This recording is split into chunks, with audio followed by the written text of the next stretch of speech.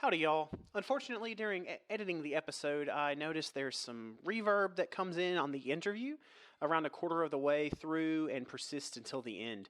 Unfortunately, I was not able to completely resolve it, so it's still there somewhat. The content of the episode is still sound. I believe you can hear everything in the interview, and the music comes through perfectly clear. There's no additional reverb there. So, sorry for the technical issue. We'll be sure it doesn't happen next time.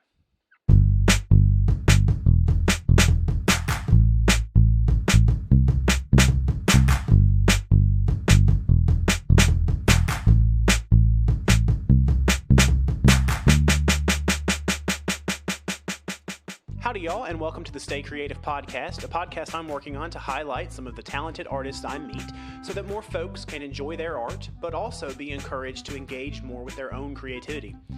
Today, we're having a conversation with Soran Leif, a musician and the host of Life's Everyday Soundtrack on YouTube. He's a very thoughtful, talented, and community-minded guy with some really helpful things to say, so stick around.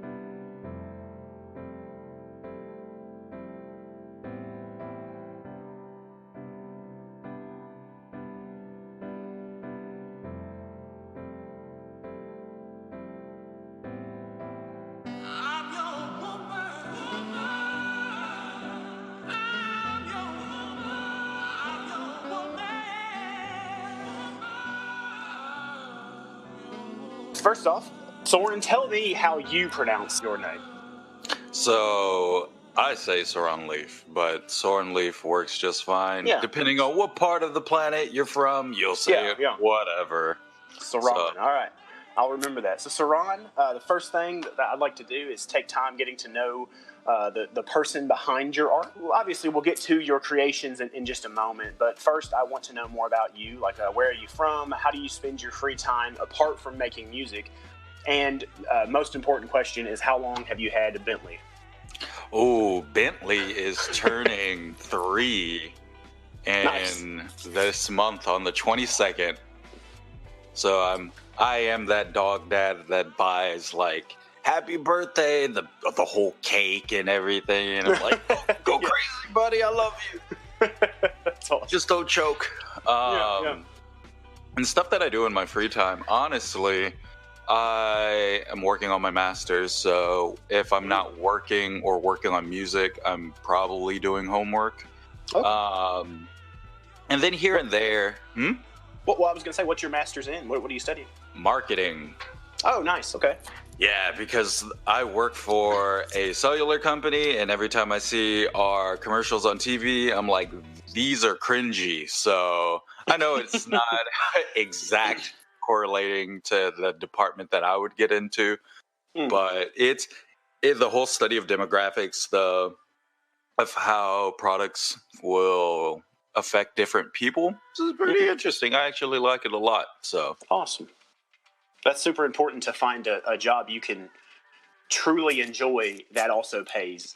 Oh, you are telling me. So currently you said you work for a cellular company. Are you just like front of house type person, or do you do Oh no, I work on the business side. So okay. I'm that guy who's like, hey, you should join us. Why? Well, let's have an appointment and just chat. Yeah. So it's pretty fun, but the crazy thing about it is that some people's stories with why they started the business and why they stayed with it, it's pretty interesting. Where there's one guy who creates pool tiles. That's all his company does, and he's pretty wealthy. And I asked him, like, do you have some like weird fascination with pool tiles? He's like, no, I just think that they're kind of cool. And I was like, so you do?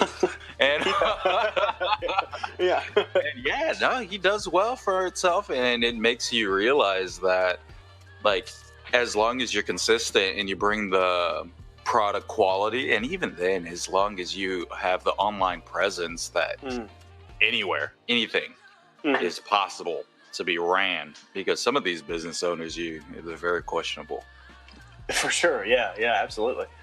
You don't have to honestly be like working in business to business relations in any way to find out how shady some people are.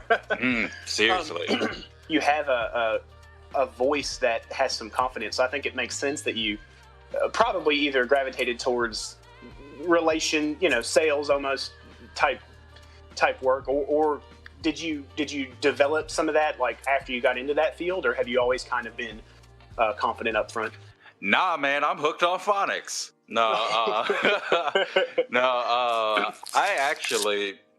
I'm super extroverted, and I've always been kind of like, hey, what's up? How you doing? And it just, for like sales and things like that, and just communicating with people, it comes naturally, because at the end of the day, just how people want to find out about me. Like, I'm so interested about finding out about people, and no one's going to talk to you if you're like, oh, how you smell nice. And so it just turned into, I have so many interesting stories, just like everyone else has so many interesting stories. So I don't want to mess up when it's my turn to talk about my story. So I don't know. I talk to Bentley all the time. He makes it easy.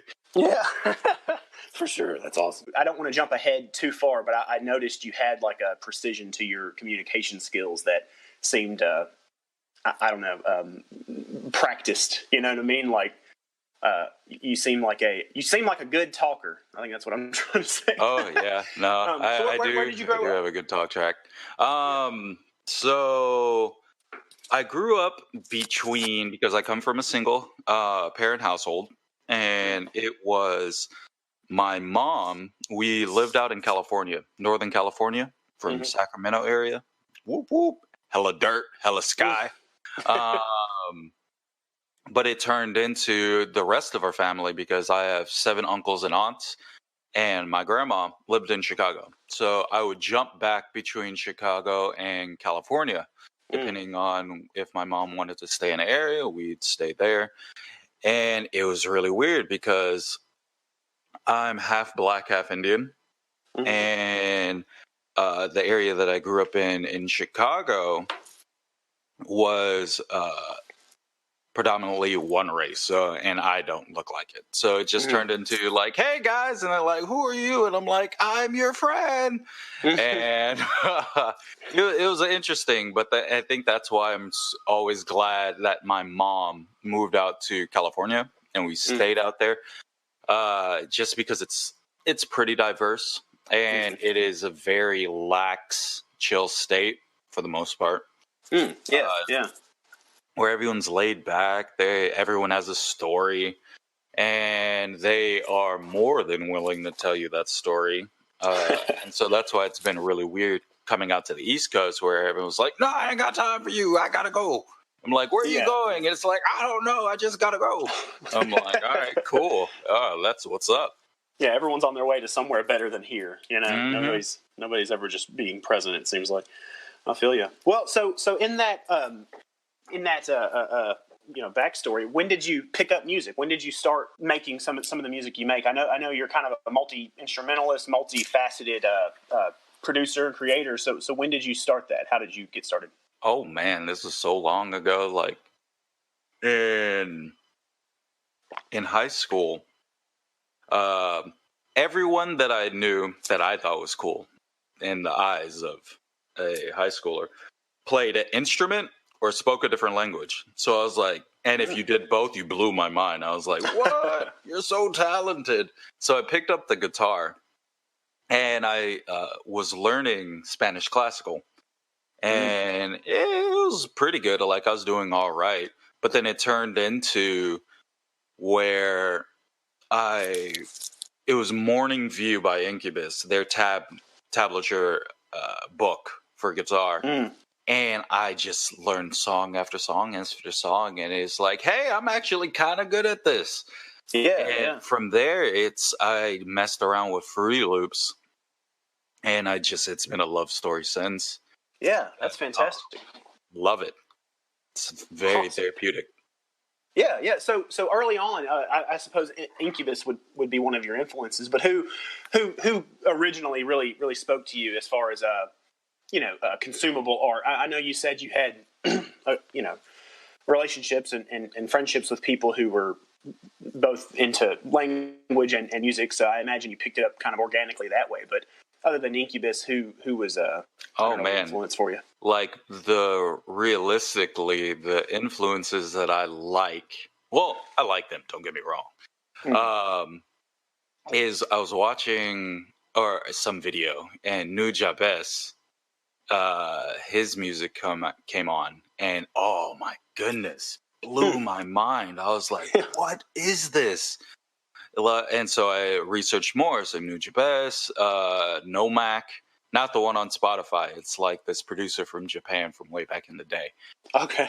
Fat John, he's a producer of 5Ds, which is a rap group from back in the day.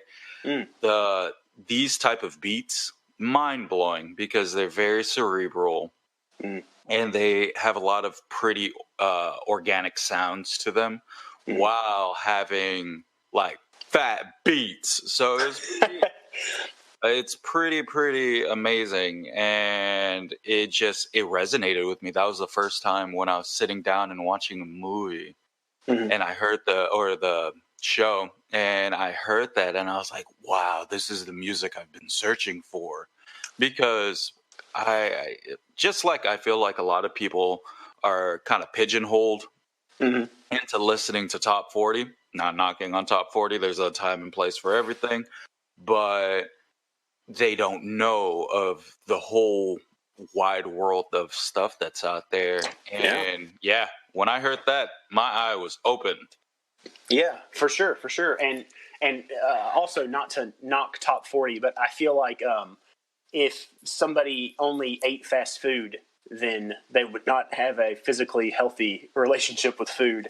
And if somebody only listens to top 40, they don't have a emotionally healthy relationship with art, You nailed it. I know what you mean, for sure. So moving up to kind of today, like what are you listening to now? Are you still mostly rocking your youthful favorites, or you got some stuff that's coming out these days that's really speaking to you?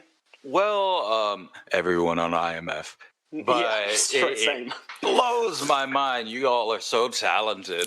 I'm sitting here and I like that it's not a competition, but it makes me feel that I love being part of the community, because it turns into like, oh man, I can't slack around, because everyone's so great. Their skills are coming up so fast. Like, but outside of IMF, there are. I don't really listen to, I'll go back for nostalgia's sake, but I've talked about them multiple times. The Code, it's a very, very, elusive duo. Okay. Where they can't really talk, or you can't really find a lot of pictures on them, but their music is everywhere, and it's very electronic. It's very dreamy. Nice. Oh, it's fantastic. And then I can't believe I actually love this album. It has everything that you want. It's the Glenn Check Experience. These are the only two artists that I'll sit there and be like, yo, check this out. Glenn Check is a K-pop band. And no, stay with me. Yeah, I'm with you. And so they are very experimental. And so their small EP had rap. It had neo soul type singing to a bebop beat, and I'm just sitting here like, yo, you guys are so talented. It's stuff like that where I just listen, because I'll sit there and analyze music and think, hey, can I do this? Yeah. And when I was listening to his album, same thing with The Code, I'm just like, I don't know if I could do this. You all are too good, bunch of jerks. Yeah. I love encountering something that like it's wonderful to encounter something so good it encourages you, but then also it humbles you. You know, Mm-hmm. I take a break from my guitar for a month every time I listen to some neo metal album or something, and I'm just like, maybe I'm not supposed to play guitar. Yeah. It's all like, oh, this is the genre for me. I'm gonna go back over.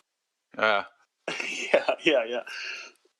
Awesome. So, last question about like influences is kind of I like to include a fun one. Who right now, if you could go on tour with anybody, who would you want to tour with? I'm talking Bentley. like same bus. Yeah. Oh, I think same bus. Yeah. Bring Bentley. Who do you want to become your musical best friend? Musical best friend. I don't know if I'd want the Code to be, because they're super artsy. Like, I don't want to be in the bus and be like, hey, what's up, guys? And they're like, the sky is blue and that is beautiful. And it's like, I can't chill with y'all. You never want to be the sanest person on the bus, you know? Yeah, no, definitely not. Always go for number 2 or 3. Yeah, somewhere in the middle. But probably, who have I been listening to? Taiku or Taku. Okay, yeah. TA-KU.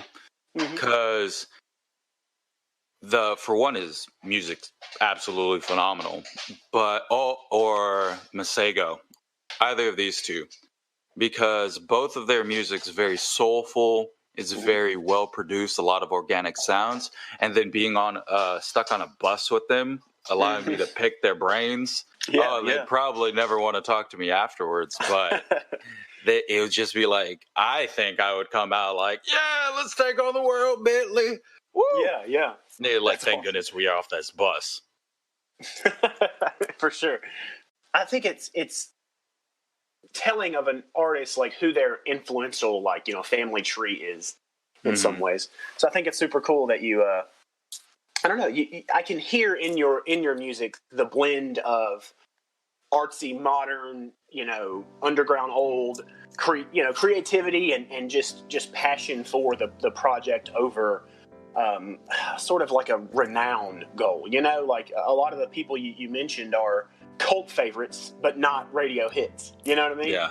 So yeah, it makes sense. Your music is. I used the term cerebral earlier, and I feel like I get that from your music in some brain tingling ways.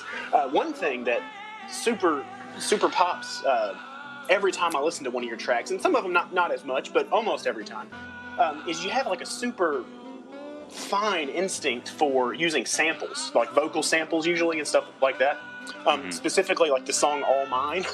I would be just like driving my car or something and start screaming, I'm your woman at the top of my lungs because it's stuck in my head for days every time I listen to it.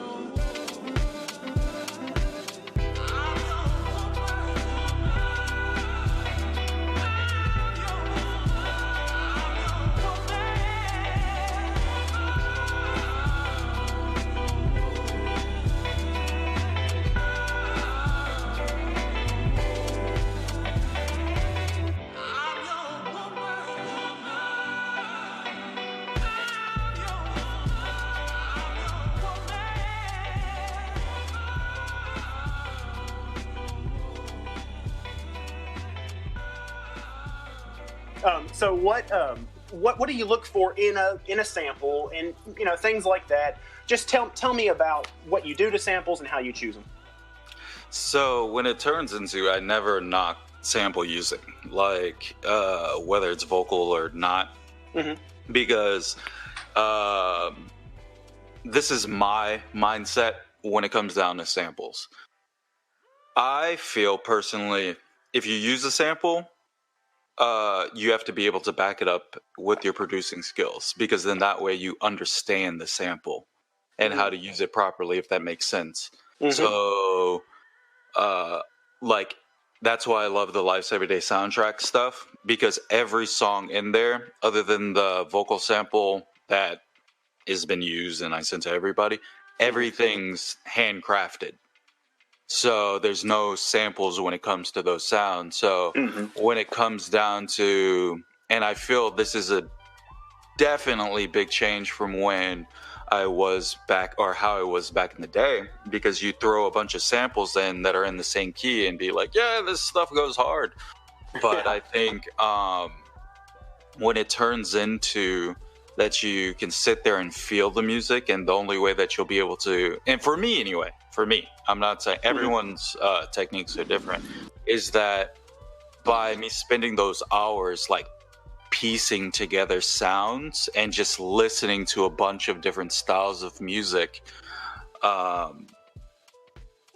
is how I was able to, like, how I'm able to feel the music, because I have like 76 hours in my Soulful playlist, and I religiously listen to this music. So just understanding how, and it's all different types of sounds or songs. So when I hear a sample, I typically bring a sample in towards the later part of the song, and I'm just like, oh, this resonates with me so well with the instrumental that I built. And because I feel as artists, you have like that gut feeling where you listen to it and it's fighting that inner monologue. It's like, I don't want to do this, or that seems like a lot of work. It's like fighting that and like, no, this is perfect. We're not settling because this is my piece of art. Yeah. Super roundabout way of answering your question, but I think, I mean, the way you answer the question is the reason people are listening. We want to know your answer to that question. I think that's awesome. Like I don't think we should strive for simple answers whenever we look for what it is about our own art or about something we enjoy or appreciate.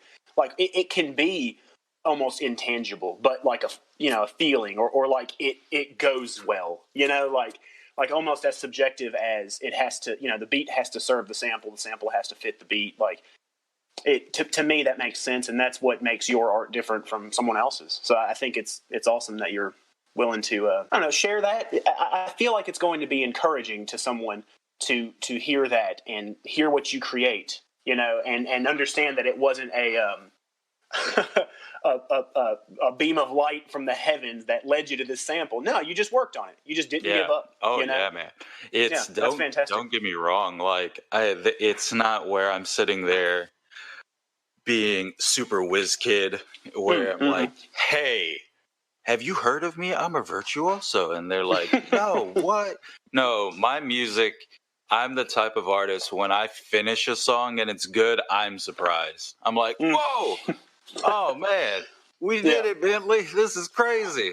So, no, it's a lot of trial and error. And then I think due to that trial and error, because, again, every song that I put out, I feel is a representation of me and the emotional resonance that I go for while building a world. So, when it turns into the emotional resonance that I'm building in a song, these are all representations of what's going out there. So I spend a long time like working on tracks and making sure, is this the mood that I'm going for? Is this the sound that I'm going for? So, but it's a lot of just throwing stuff on the wall and just watching what sticks and what works.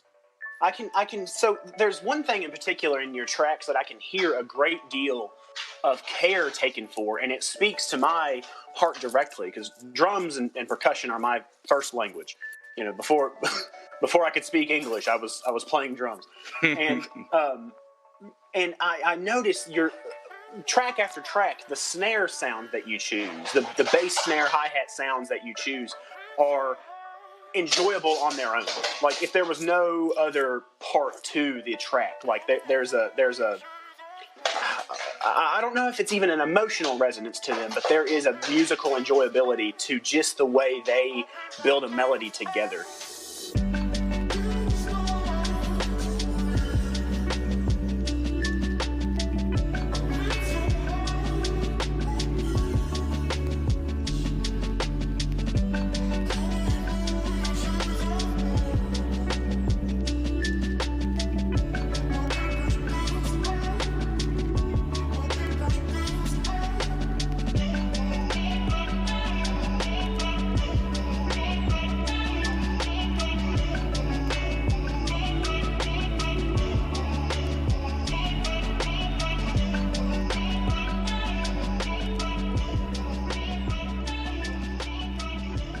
do you spend a lot of time manipulating these drum sounds, or do you just go through, samples and sounds and drum, MIDI instruments and things one after the other until you find what it is you're looking for? How do you go about choosing? Oh yeah, no, I sort through that for hours and hours sometimes, because especially drums, since they're kind of what hold the song together for most songs, where that needs to have as much care as the melodies that you create. So yeah, I spend hours just sculpting the sounds, because I sit there and I'll listen and then I'll EQ sculpt it until it sounds perfect. And then if I make a beat, because a lot of my music, I do a lot of automation in it. So I can make a beat, I can make a melody and throw a gross beat on it, and then it completely changes the sound. But I'm like, that sounds perfect. This is what I was looking for.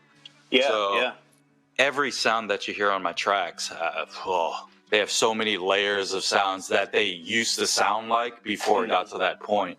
So I think, All Mine was kind of the cleanest song, where it's like, oh, this is what it should sound like. But yeah, everything else is just, I can't believe this was the original product. And it's like, I can't believe it's not butter. That's what's up. Let's go to the store. So, yeah. So yeah, I think in Painted World specifically, like I would buy the drum sample pack from my garage band just based on the drums you have in that. And that happens to also be one of my favorite of your guitar uses in your Soran Leif music too. So whenever you start to craft like a guitar part, do you typically start with guitar? When a song includes guitar, I guess is what I'm trying to say. Do you start with guitar, or is that more of a supplemental thing you use in this project? Or so every track that I use typically has piano and guitar, or some form. That's where it typically starts, because I'll load into my piano VST and I'll start messing around with stuff. And I'm like, hey, that sounds hot. Then I'll start messing around with guitar, and it's either me playing something, me using a VST guitar sound, or me finding a sample. So any of these three options, and then I'll just layer it up. Yeah. And once I'm like, hey, this is a really, really good core way of, like, our core of what I want the sound to be, I'll start tweaking the piano, where it's now messing with using those same MIDI file for Massive or Contact or something like that. And yeah, no, I love the guitar sound. It's gorgeous. And then it's one of those instruments that sounds really good chopped up too. So it's like, hey, let's chop up the piano, let's chop up the guitar, let's bring some emotions, chop up the onions, have everyone cry. Whoa! We're in it for it. I like it.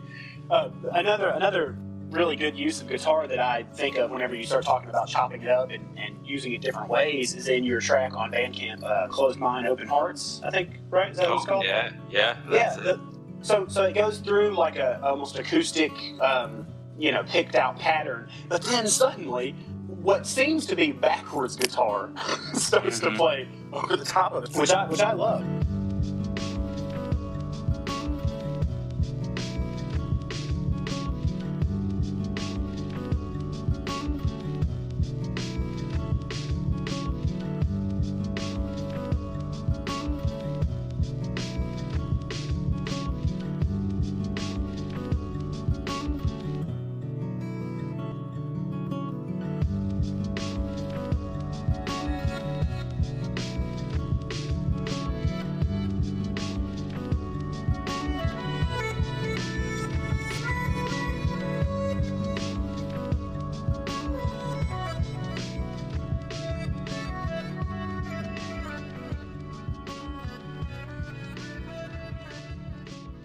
So I wanted to ask, like, who, when you think of guitars specifically, like guitar sound that you're going for, do you have a hierarchy of influences when it comes to just guitar sounds that you try to imbue?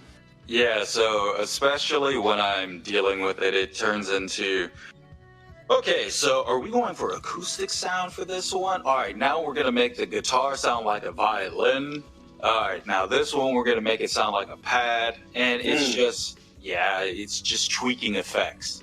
Because I am really, really, like, I put a top priority when I'm dealing with the song to get the sound that I want exactly. Like, I don't mess around when it comes down to, well, it's kind of close. If it's not what I want, then we're not doing it. So, like, Closed Mind, Open Heart, perfect example, because that song is literally just my guitar layered up, layers, stem after stem, of just guitar layers.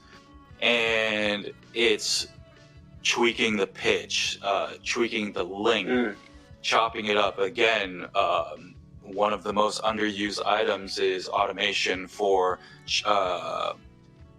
changing how the chords hit. So you can really make a standard chord or strumming sound really cool with a little bit of LFO or side chaining and some pitch changes here and there. So it's mind blowing. But yeah. So that's what I do. I mess with effects. And I guess hierarchy, not really. It's just you're going for the sound that you want. And again, you don't know if that sound is that sound until you get it. And by then you're already like, but this is the one that could go with that. Oh, snap. Yeah. Do you find every layer you add to a new project or song as an oh snap moment? Every layer, no. Definitely not. Like, I wish it was like Constant Fire. Oh man, that'd be amazing.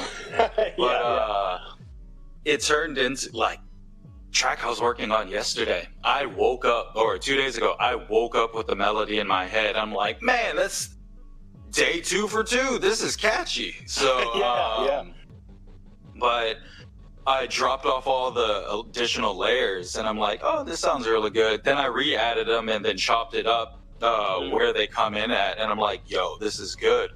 And it's just, I go with a gut feeling. Like I go with that feeling and I go with the mind state for music. Hey, if I was just kicking it and I didn't know about music, but I kind of knew about music, would I listen to my music?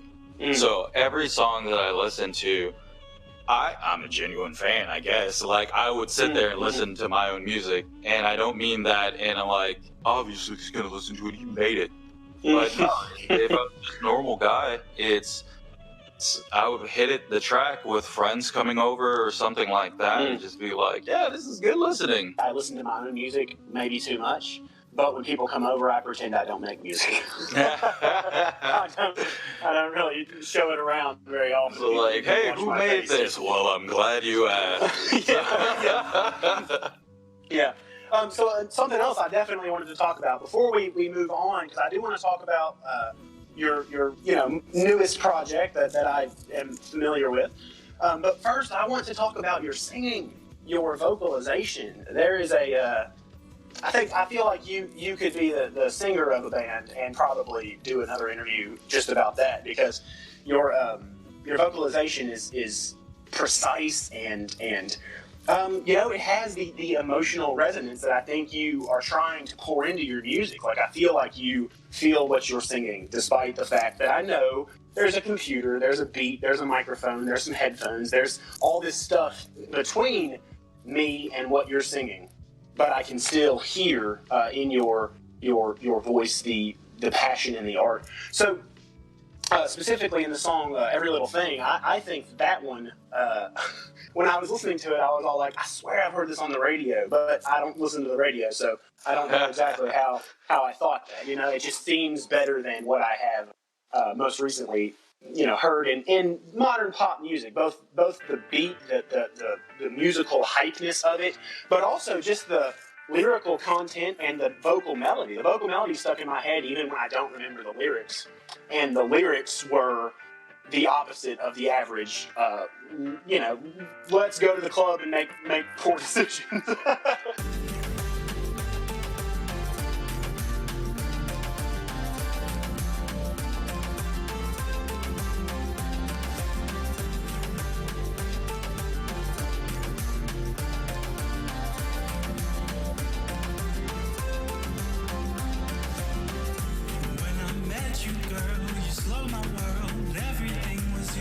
didn't know what to say that day. Just a glimpse of you took my breath away. Understand that you are something so beautiful, so surreal and of my own mind. I can't wait to make you mine. Everything you say, every little thing. I just wanna live, babe, and love you, babe. Everything you say, every little thing.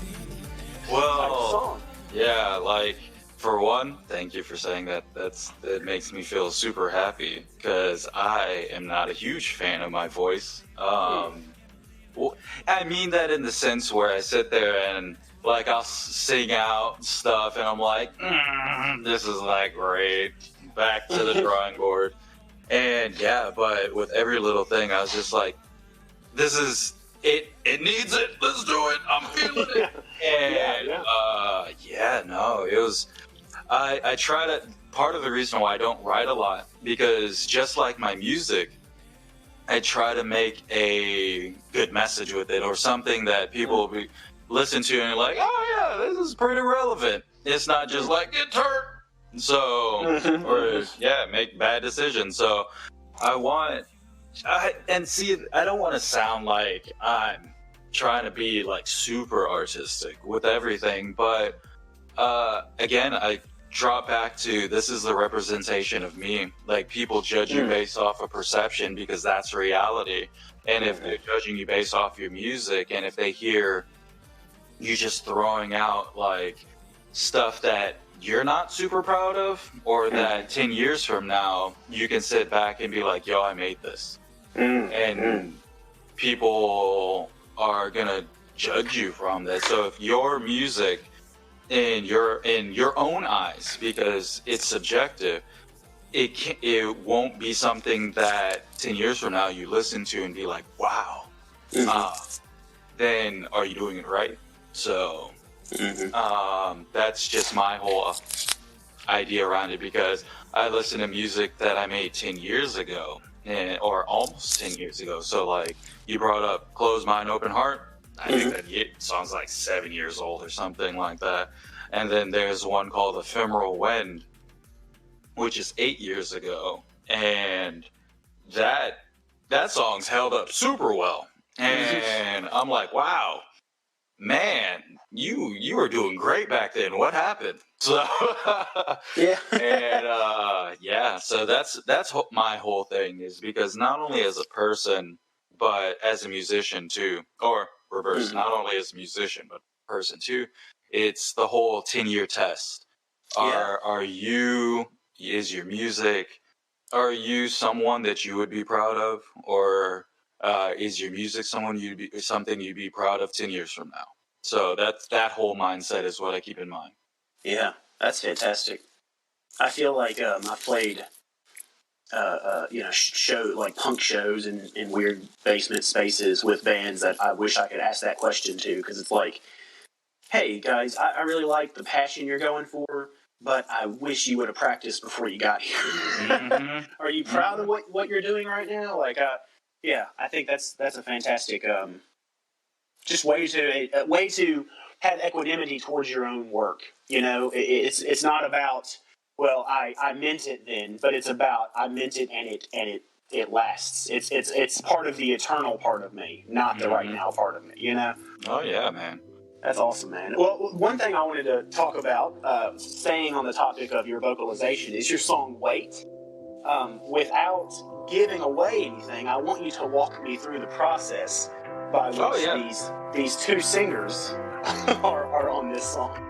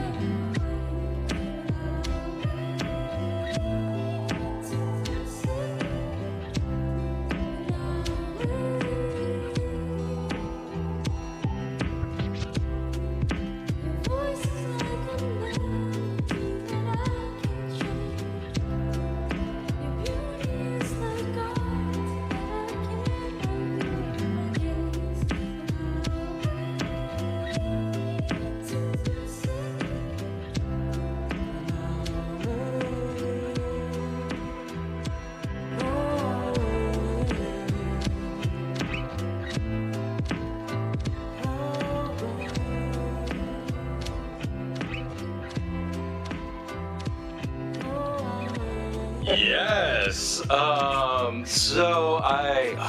was happening during this? That was what, 2 years ago, 3 years ago. I was actually making the song, messing around with the vocals, and I'm sitting here, and I've been in so many situations like this where it turns into something in real life happens, and I'm like, we gotta write a song about it. So I was listening to it, and then I wrote out the lyrics, and it's about a song where you have two people, they're clearly in love, but they don't want to break the dynamic of their relationship by jumping into a different form of relationship. And so it just turned into, funny thing about this is that I wasn't going through this at all. But I like to get into character. So I'm like, oh, no, I love you, no, I love you. And it's like, oh, this is why I can't do vocals all the time. I get crazy with it. And so I'm sitting there visualizing this scenario, and it just turns into, okay, I wrote out the lyrics, sang it out. It's a very breathy, very heartfelt melody. And then it got down to, where is this would sound really good as a duet, because by itself as a guy, it sounds just like a creeper. It's like, yeah, I love you, and I don't want to break the dynamic. And it's like, oh man, don't be that weirdo. So, but I was, because it still wound up just being me. But it turned into, I started researching different plugins where you can change the pitch, because pitch modulation has turned where it sounds good, but it just turned my voice into a chipmunk. So with that song in particular, it allowed me to really start experimenting with different vocals. So when creating the vocal track for it, I was like, all right, ladies first. So I split the vocals in half, and then I put the plugin Kirovi on there, and then it's just a lot of tweaking with plugins, and it straight up sounded like a woman. And I was like, oh my goodness, technology is terrifying. Like, I couldn't find a female to sing for me. I'll be the female. So, but yeah, like, it was super surprising to listen to the end result, and I'm just like, wow, this is really cool and kind of creepy, but whatever. Do my own duet. Come on, Leif. Yeah. So that's fantastic. I mean, so sometimes when I listen to a song, I can hear the vocal effects. I can hear the effects that have been put on the voice. You know, obviously, almost every vocal track is going to have some sort of reverb or something on it just to mesh it. But also, there are some very heavy-handed uses of auto-tune and pitch correction and things like that in popular music. But it took me several listens to even visualize the same person making both of those voices. Oh, like, man, I know. Everything about the two characters that you brought to the table, Heath Ledger style. You know what I mean? Like you were the Joker character actor. Everything about them, they had their own personalities. Like it's fantastic the way you really brought that track to life. Thanks, man. Like, it was really. It tripped me out finishing it, because I was going for that exact feel, where since the tonal presence and how I recorded was the exact same, since, well, it's me. And but I definitely wanted to have that feel where they're two different people, because these are people talking to each other. It's not a mirror. And oh man, that's super cool of you to say. I appreciate that. Man, I appreciate your work. It's good stuff. Speaking of your work and the wealth of appreciation that the community has for you, I want to talk some more about Life's Everyday Soundtrack.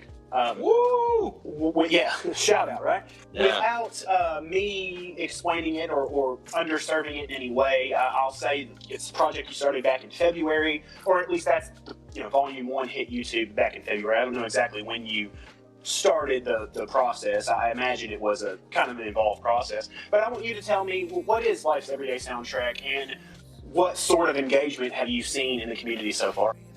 So, Life's Everyday Soundtrack is I wanted to create a platform where it doesn't just cater to like masterclass producers, because I don't feel like masterclass, and I feel everything that you see on YouTube, it's like you have to have 20 million subscribers, or you have to have so many people to even be part of these videos, because people like to bandwagon snowball on what's already popular. So what about for everyone else, like the 99% of us which are still talented but deserve a positive platform to be a part of? Because I have 3 goals for music, and one of them's being creating a positive platform where people can have a challenge but get to be showcased in the proper form. Because I see so many videos where it's just like, yo, this is this artist, yeah, he's kind of good, and it's like, really?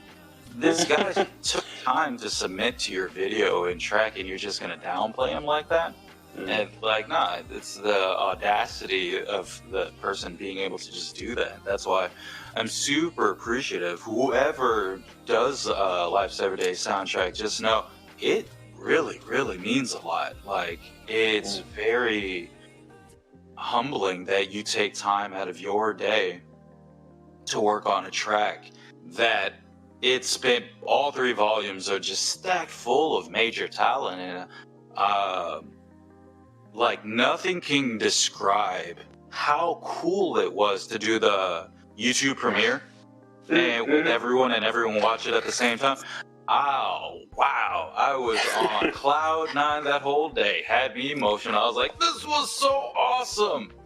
That is awesome. Yeah, like, I loved it. And so it just turns into Life's Everyday Soundtracks for the people, by the people. So, it's a positive platform. Like, I really, really want people to know that this isn't a competition. This is a musical showcase, and then everyone gets their due cred because they deserve it.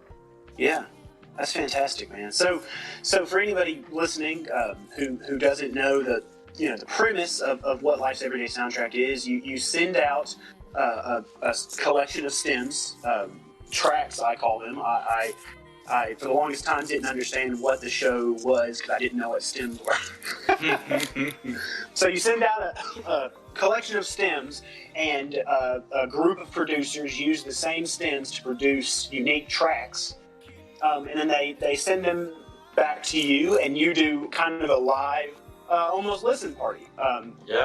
Where you listen through them, you make comments on the things that you like. I don't know that I've ever heard you say, I didn't like that part, or anything like that. Oh, but yeah, no, 100%. You kind of provide like a live feedback of what's going on with the track. So I want to know more about how you choose the stems. Like, you pay such careful attention to the sounds and samples and instruments and things that you use in your own music. I want to know more about where you get these stems, and what is it about one that you're looking for when you send them out to the community to use for Life's Everyday Soundtrack. So it always, because it breaks down to, as you were saying, the stems, it breaks down into 3. There's the top melody, then there's the bottom melody, and then the vocal loop. And so with the top melody is always where I start, because that's just me on piano. So I'll just sit there when I get like writer's block for music. I'll just sit there, mess with piano until something just resonates, and I research chords, put them into Fruity Loops, into the piano roll, and I'll just start messing around. And so when I create the stems, it just turns into like, wow, this was really pretty. It's 8 bars. And that's typically the max of what I can do on a piano for one stem. I'm like, oh, this drained me creatively. So on to the next. And then I'll make the chords, and then just hours spinning the vocal loops. And so once everything by itself, like those 3 items by themselves sound so good that if you built upon them, they'd be a song in themselves. Then I know that, hey, this is a perfect starting point for whoever sends out. because my big thing, it's a double challenge because I make a song that's such a, I feel like for me, when I get it, I'm like, yeah, I can build off this. That when I send it to other people, I'm like, okay, hopefully they feel the same when they get them. Where it's like, this is like musically so awesome. And they can just take it any route that they want, which I just time after time, I'm just blown away where the routes that people taken. And that's why I use MIDI instead of like an actual sample for more creative freedom. So like sounds all over the place. Absolutely wonderful. Absolutely wonderful. For sure. It is, man. It's wild. Like sometimes I'll listen through and forget briefly that the people started with the exact same, collection of sounds. Right? Oh man, there's so many times I'm sitting there listening to a song, and I don't know, I get this lost look in my eyes. I need to work on this. I noticed it but I forget that I'm recording, and I'm just listening to the music, and then I'm like, oh snap, I'm on camera, and I don't want to have to do another take. So I'm like, hey, oh yeah, oh wow, and it's just they're so good. Like people are so good on these things, and it's so fun because you feel the person in their tracks, and it's just like, man, this is fantastic. Like your style is so prevalent that it took the stems and just kind of like threw out that vibe, and they take it to their own. And oh man, it's so awesome seeing that and hearing it. Yeah, I agree. Also with what you said about like you can kind of feel the producer in the track. I feel like the longer I spend on indie music feedback, but both the subreddit and the Discord, the more I become acquainted with the sonic profile of the different artists, and I can kind of recognize. It would be interesting to do a Life's Everyday soundtrack partially blind, where you don't say who it is until the end of the track. Oh, yeah. Just to give people an opportunity to guess, Like, I know that bass line everywhere, Mark. That's you. Yeah. The bass is driving the boat, I can tell. Another thing I wanted to ask you specifically about LES is what you do if you have received or someday do receive a track that just is not up to your show's standards. Oh, no, I'll just work with them. Would you? Yeah. Okay. Yeah, because there's been it doesn't need to be where, again, this is a musical showcase, and if this is the ability that this is as high as they can go, and at the moment, of course, because we're all growing, if I listen to it and it's just kind of lacking in the area, there hasn't been really a case of that, because there's been creative routes that I've seen, and was like, I wouldn't have gone that way, but I could appreciate it for what it is. But yeah, I'd 100% work with people, because for the most part, every time I talk to people, it just turns into like, yeah, this is dope. Or if a track is like super poorly mastered, where it just turns into like, oh, this could be better. Like, I'll do some light mastering on the side. But my biggest thing is that I don't want to mess with their creative piece of art that they've done. So it's very light to just bring out like less muffled, or the bass is overwhelming. So it's a showcase, like you said. Like any change you make would be to better showcase the creative choices that were made, I suppose. Yeah, I've gotten super lucky though with all 3 volumes. I've do that. Everyone's been absolutely amazing. Where there's been no time where it's like, send this back. No, it's just any sort of revisions that the artists do, it's of their own volition. And because every time I hear a track, I don't know, I'm kind of a hype man anyway, so it just turns out like, yo, this goes hard. And they're like, but it could be better. I'm like, then make it hard. So, Yeah. So It can go harder. I didn't even know. yeah. That's awesome. So I feel like with that in mind, like kind of the collaborative effort that creating these tracks for Showcase can be and sometimes is. Why do you do any of this? Why do you make your music? Why do you spend, I imagine, hours editing and compiling and making Life's Everyday Soundtrack? What do you hope your listeners and community members get out of this or hear? And what do you hope these creations do in your own life? Like, what is it that your end goal with music might be?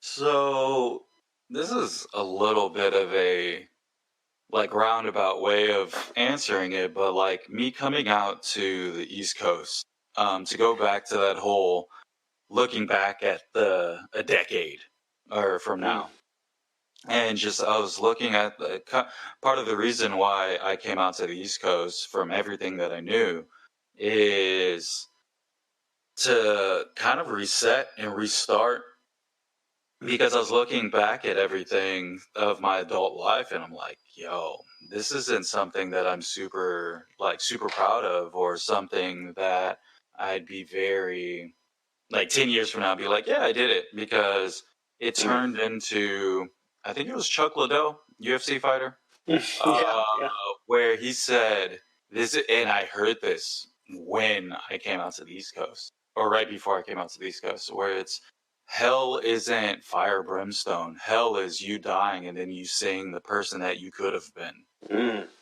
And I was like, what? No. And just from that point on, just even in the mental training of my own psyche, just being the person that I want to be and living it to the fullest. And yeah, there's things that I fall upon here and there, but in all my actions, I want to be seen as the light or the sunshine.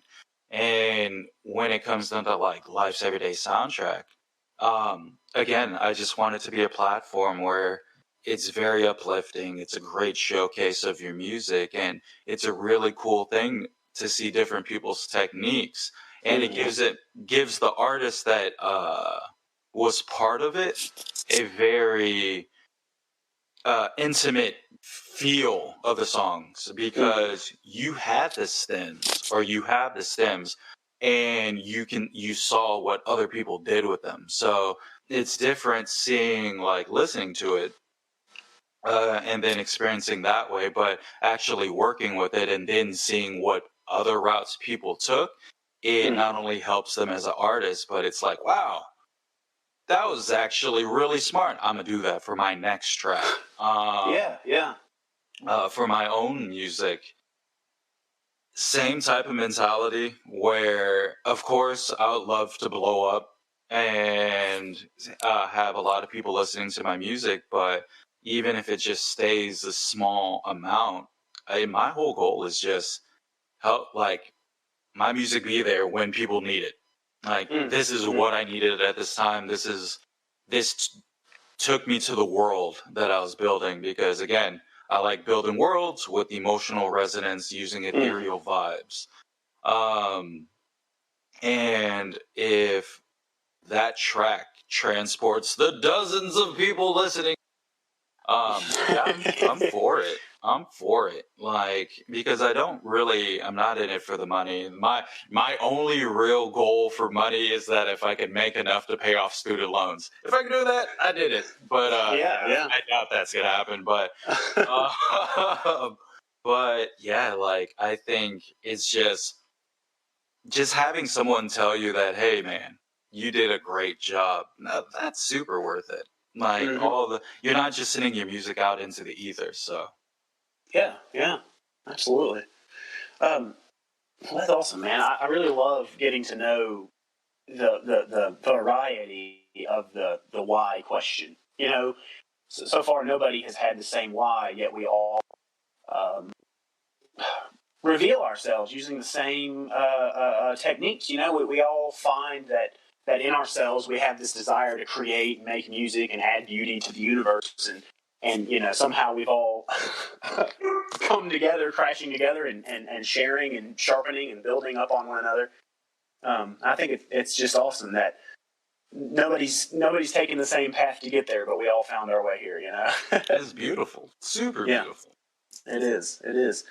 With that, in mind, I want to spend some time for you to share some of your most practical tips, advice, disciplines, those types of things for folks listening. So tell me, when do you practice? When do you create? What's your routine? What's your rhythm? What's your discipline?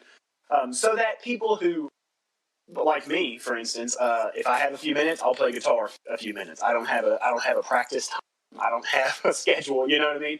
Mm-hmm. What is your schedule like? And how have you, I guess, refined it? Like, what are some tips you found to get yourself creative whenever maybe you don't feel like it? So it's weird. When I first was doing music, I just kind of did it, and then I took a long break where it was like 6 years, 7 years, where I just stopped music.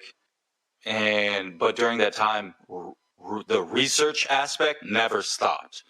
Like I would still mess around with stuff, but when it came down to like recent day production and techniques and stuff, I'm one of those ones that I see my creativity as a gauge. After pretty much after every Life's Everyday soundtrack, I am depleted and I go into hibernation mode where I'm like, I don't want to do anything musical because everything that I do just sounds terrible.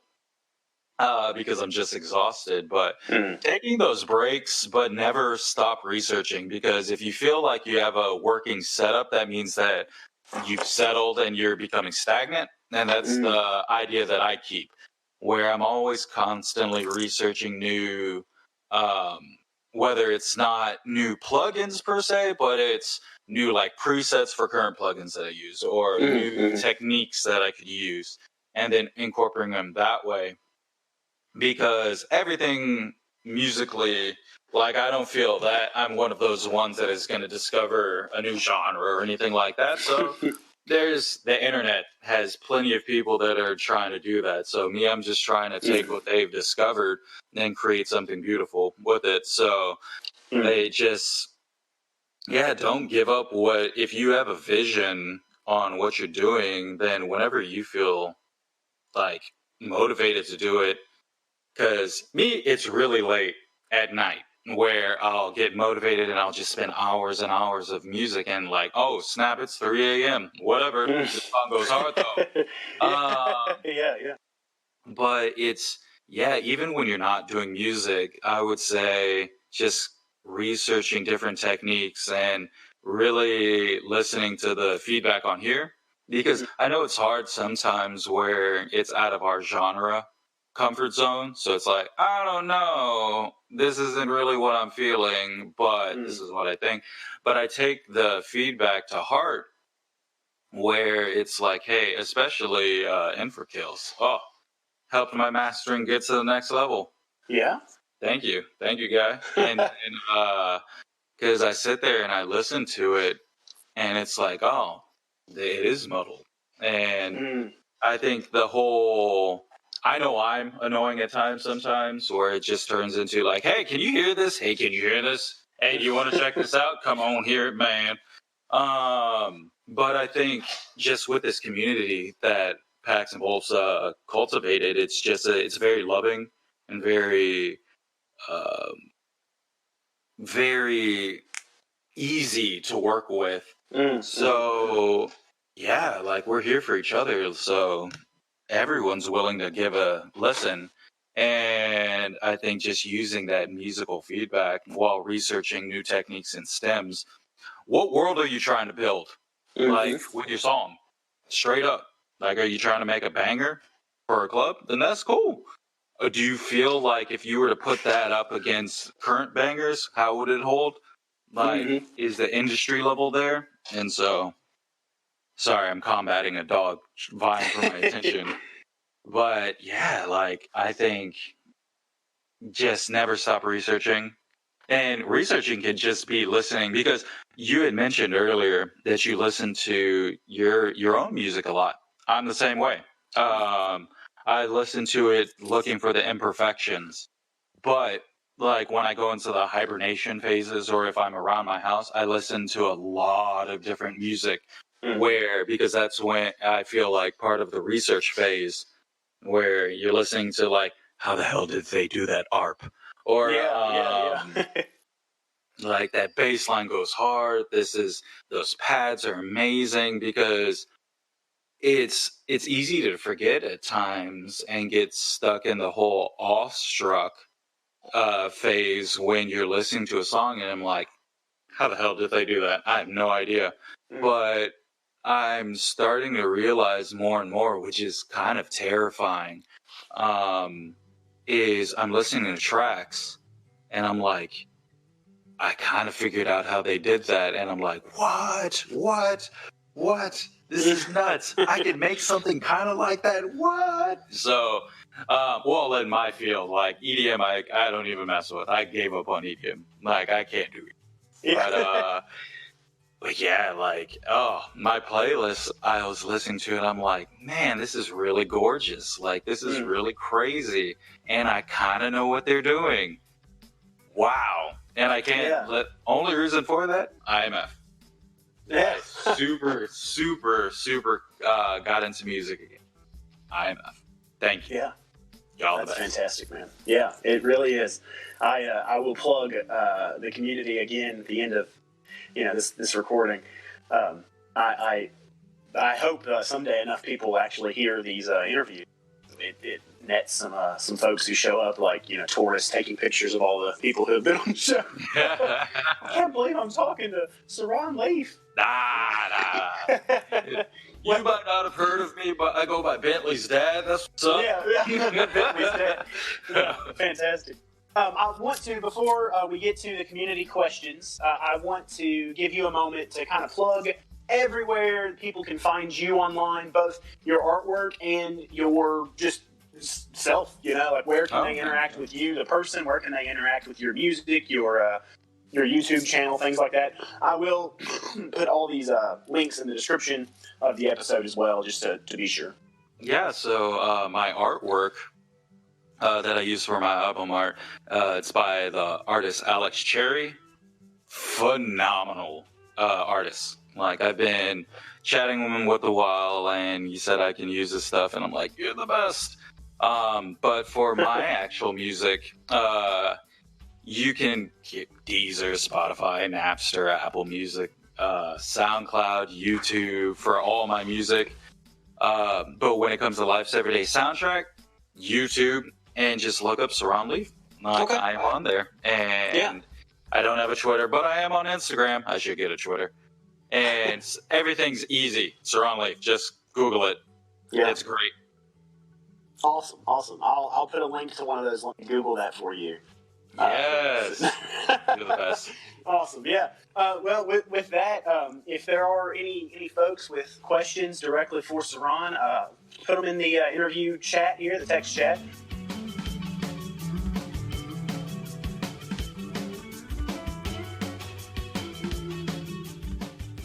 What is your favorite song of yours that you've made? Ooh. I think it's like You're Chasing the Dragon, because it was Whistle Nostalgia, and then I made All Mine, and then I made Painted World.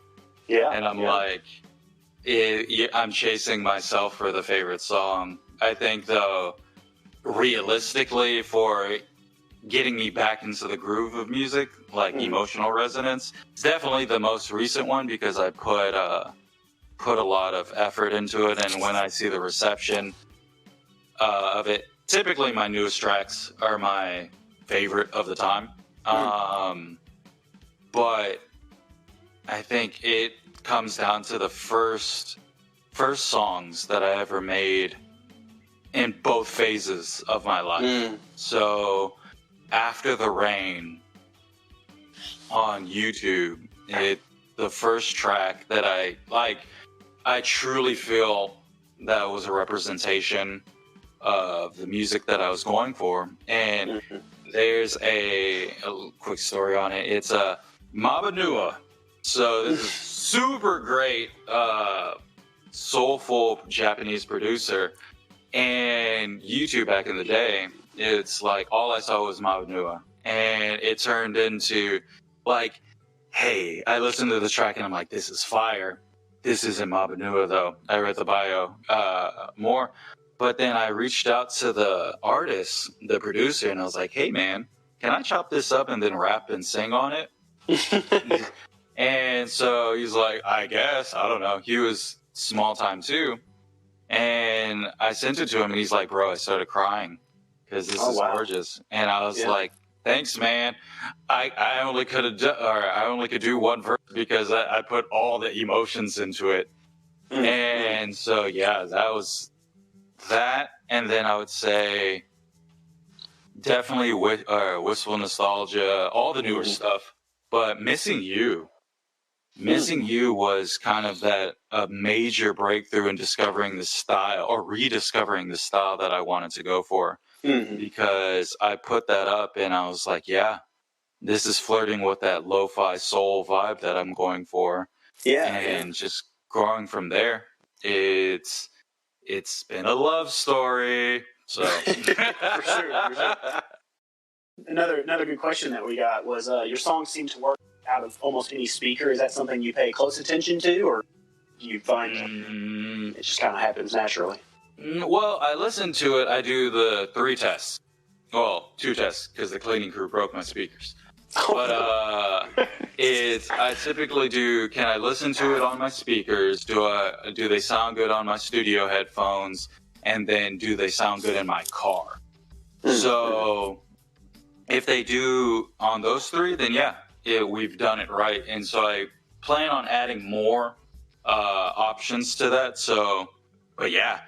And of course, they got to sound good on Apple AirPods because the millions of people that use an iPhone. So that's true. If they sound good on that, then they're good headphones, but they're not that great. So if they sound good on the app, right? For sure. Yeah. Target demographic are people who own headphones. For sure.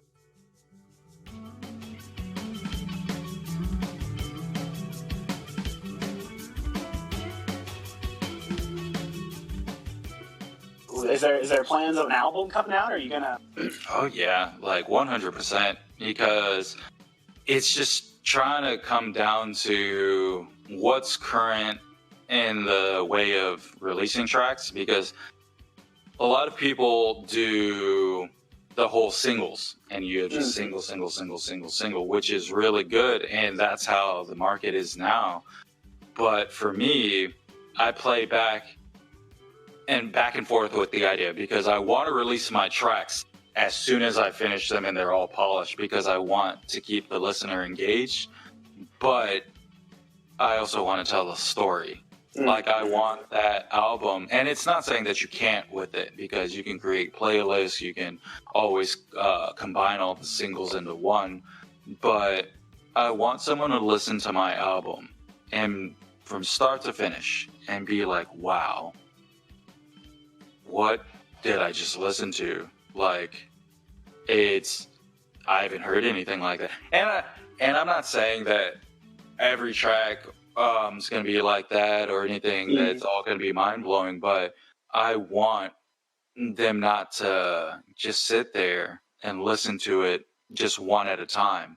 I want them to experience the overarching story that I'm going for, whether it's just into musical tone. So I'm trying to have an album out this year, but it just depends on how many tracks that I go for. Like, do I want to do over 10? Do I just want to do a small EP of 7? Like, I don't know. I don't know yet. Yeah. Well, awesome. So we will all patiently await an album this year. I'm working hard. As though you just committed to that. There is no backing out now. Oh, yeah. Yeah, have that on our desk first. I can't disappoint the dozens of people listening to me. Yeah. I appreciate all of you, though, who do. So.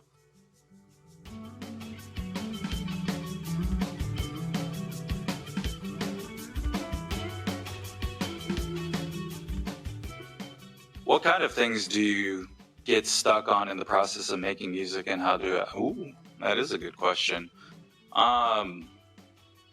So when it turns into when I'm getting stuck in a process, I learn that I just want to, like, I fall back to what am I trying to build? Like, what type of vibe am I trying to go? Does the sound too cluttered? As you hear with my songs, I try to stack melodies. So this has a melody, this has a melody, this has a melody. And so are these melodies conflicting to each other, or am I just creating stuff to create without really any end goal? So if I get stuck, I just stop. Like, I just stop. Like, there's no way to force a musical like creativity, because you can sit there and hammer away at something and just you're just fidgeting to fidget. So I've learned that either stopping, working on another project to get inspired, and then coming back, you might not hit your deadline for that song, but if you're constantly, like me, I jump around my tracks so much, but it just helps me, because I'll make one song in like F major sharp here, and then another song in A major sharp over here, or A minor sharp, and both of them 2 different BPMs and using 2 different techniques, but then I'll get inspired off each other. And so I think you not just tunnel visioning, because when you tunnel vision, I feel that for me anyway, I lose a lot of outside inspiration.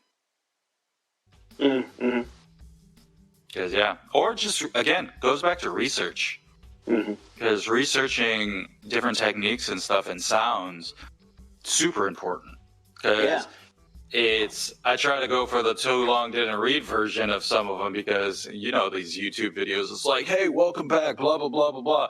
The answer's only like 30 seconds, but for some reason the video's 15 minutes. It's like, come on, man. Yeah, definitely.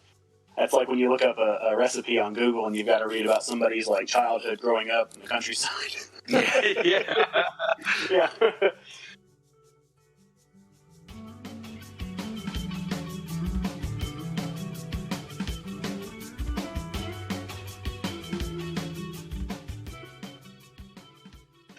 I find that I tend to experiment with different ideas and concepts in waves, i.e. more complex harmony, microtonality, different production techniques, etc. Is there any wave approach or technique that you've been playing with lately? Sculpting reverb with sidechaining and equalization. So one of the goals that I really like dreamy vibes, so I've been trying to fuse like more of the EDM techniques, that EDM techniques with lo-fi, with future garage mixed in there, because I love me some future garage. And so when you have those complex harmonies and different techniques, it's, again, what's your end goal? What's the sound that you want to go for? You want to create a track that sounds cool, but I think that experimentation, the whole throwing stuff at the wall, is what kind of works for me, because like when I create, one of my goals is to create a 8D type song, but not where it's just circling your head, because it's cool. But there's a artist, I can't find the song for the life of me, and it boggles my mind, where it's an artist named 3L, and what he did was just fire with the music, the musicality that he did. All the positioning was fantastic. So in Vision, you have a song right in front of you, and the sounds and music's very beautiful, but how he would do the reverb is like, it would start in front of you and then move out. So you'd hear one note in front of you, then the next note is far out to the left and right as it's fading away. and it blends well. It's perfectly mastered, and you're just sitting here like, this guy is a genius. Like, wow, he's throwing sounds like a ventriloquist, and it's just blowing my mind. So these are things that I want to go for because, again, I go for building those worlds, painting that picture, and I think not just having the melodies are good. Bentley's thirsty. Is not just having the melodies are important, but the effects are just as important too, where it doesn't degrade your musical experience, but heightens it more by doing those things like throwing sound or making the sound come in as if it's on the other side of a wall. And so, super cool. Keep up that experimentation with the waves. I checked it out and I was like, there's so many. So. For sure, man.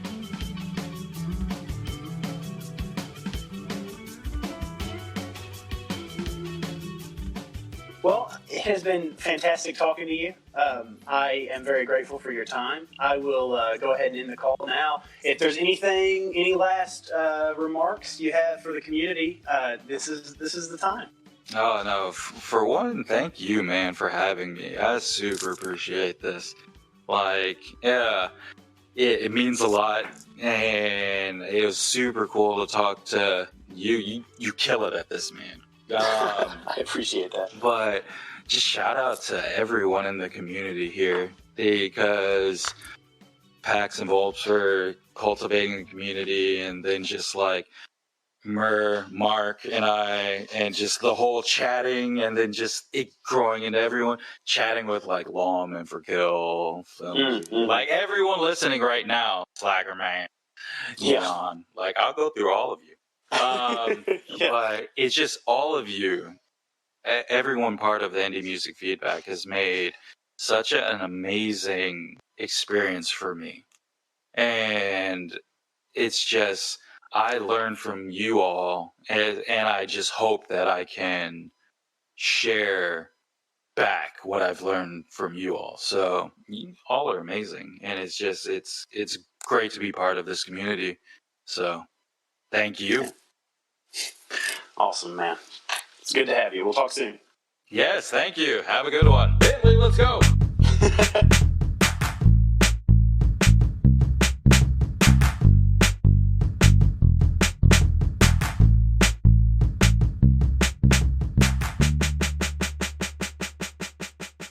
Soran had some really helpful insights about creating art. Life is short. It's too short to wait to do the things you love, to add beauty to the universe, or to encourage those around you. But it's also very long. It's too long to put things in the world that make it darker. It's too long to spend time on things that you will regret. And it is too long to spend any part of it making life lonelier for the folks around you.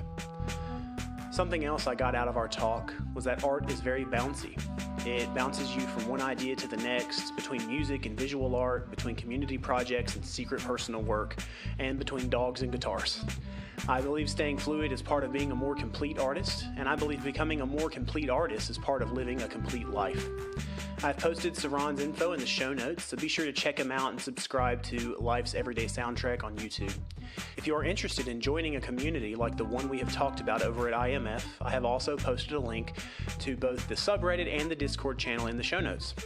I'm grateful for your time, and I'm looking forward to spending more time together soon. Until then, stay courageous, stay curious, and stay creative.